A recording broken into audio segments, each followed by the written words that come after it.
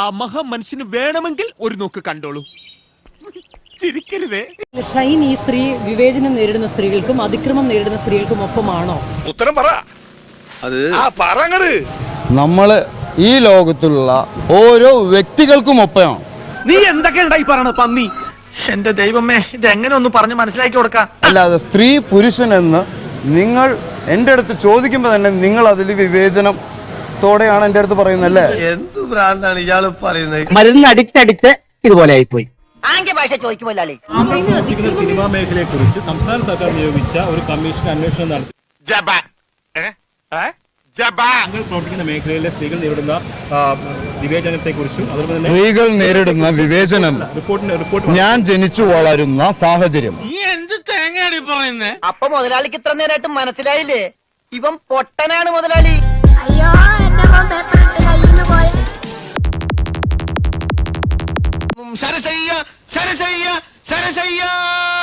പീഡനങ്ങൾ നേരിടുന്നുണ്ടെങ്കിൽ പീഡിപ്പിക്കുന്നവരോടല്ലേ ചോദിക്കേണ്ടത്? ബാലകൃഷ്ണ, പിന്നെയും നീ നോൺസെൻസ് സംസാരിച്ചാൽ ഞാൻ കടുത്ത രീതിയിൽ പ്രതികരിക്കും. ഞാൻ സ്ത്രീയുമായി പീഡിപ്പിക്കാറില്ല. അങ്ങനെ ഒരു സ്ത്രീ പീഡനത്തിന് ഇരയായി എന്ന് പറയുന്നതിന് മുന്നേ ആ സ്ത്രീയും ആ വ്യക്തിയും തമ്മിൽ ഇടപാടുണ്ടല്ലോ.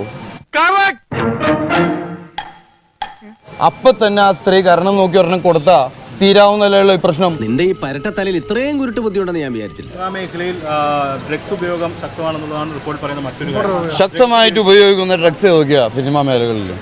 ഇളക്കല്ലേ? ഈ റിപ്പോർട്ടിൽ പറയുന്നതാണ്, ഞാൻ പറയുന്നതല്ല.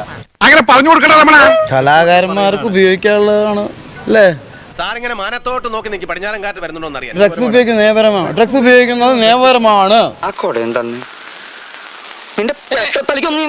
മദ്യവും സിഗരറ്റും ഡ്രഗ്സ് അല്ലേ? മദ്യവും സിഗരറ്റ് അത് നിങ്ങൾ എന്റെ അടുത്ത് ചോദിച്ചില്ലല്ലോ.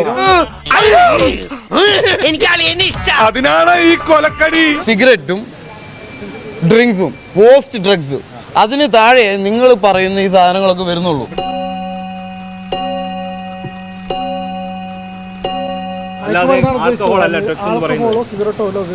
മദ്യവും മയക്കാൻ ഉപയോഗിക്കുന്ന ഡ്രഗ്സ് ആണ്. എന്ത് തങ്കപ്പെട്ട മനുഷ്യനാടാ. കണ്ടില്ലേ? മദ്യവും സിഗരറ്റും ലഹരിയാണെന്ന് നിങ്ങൾക്ക് തോന്നുന്നുണ്ടെങ്കിൽ, അത് നമ്മുടെ സമൂഹത്തെ വളരെയധികം ബാധിക്കുന്നുണ്ട് എന്ന് നിങ്ങൾക്ക് തോന്നുന്നുണ്ടെങ്കിൽ എന്റെ ഒരു സംസാരം. ജയിലിൽ